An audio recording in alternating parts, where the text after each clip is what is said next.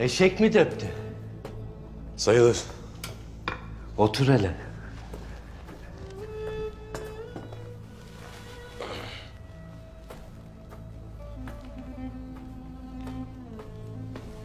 Noyan'ın yerini bulabildin mi?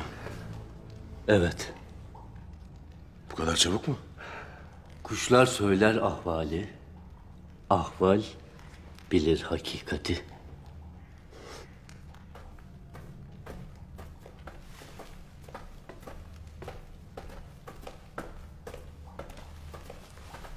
Beyim. İyisin değil mi? Eyvallah. Bir şeyim yoktur.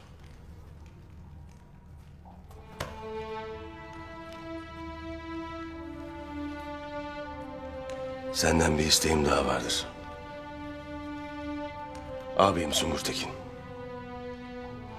Gerçekten Noyan'ın dediği gibi obasına, atasına ihanet etmiş midir? Yaşıyor mu? Urum ellerine geri dönecek mi? Bunları öğrenmem lazım. Kuşlar haber etsin, etmesin. İçindeki feryat hepimizindir beyim. Kardeşin Çin'de de olsa turnalar bundan gayrı uçmazlar bilesin.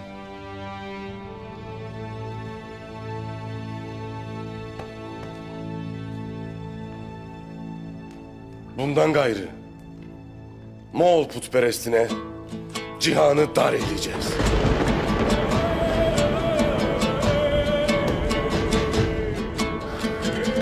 Eyvallah beyim.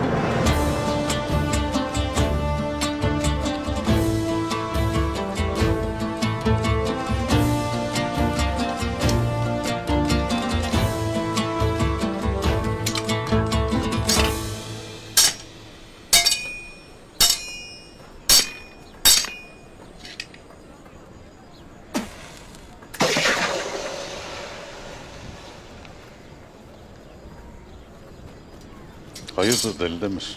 Hayır olacak beyim, hayır olacak. Önünde sonunda Ertuğrul Bey'ime verdiğim sözü tutacağım.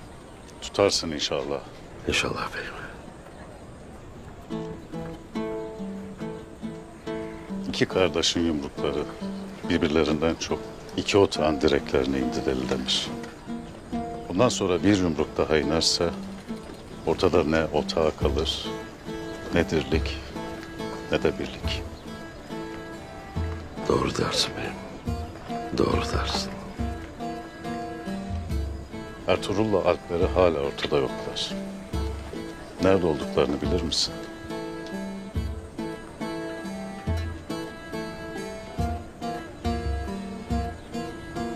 Bu işin sonu hayır mı, şer mi ha?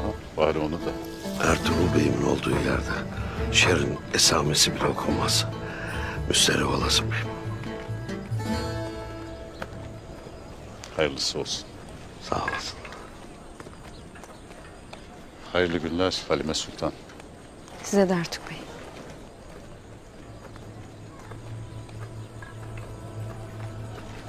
Hayırdır kızım? Bir şey mi var?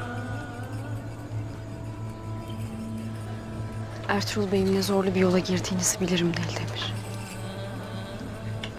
Ben de karnında bebeğin kocaman yüreğinle beynin arkasında nasıl durduğunu bilirim kızım. Anam da kırgın erime.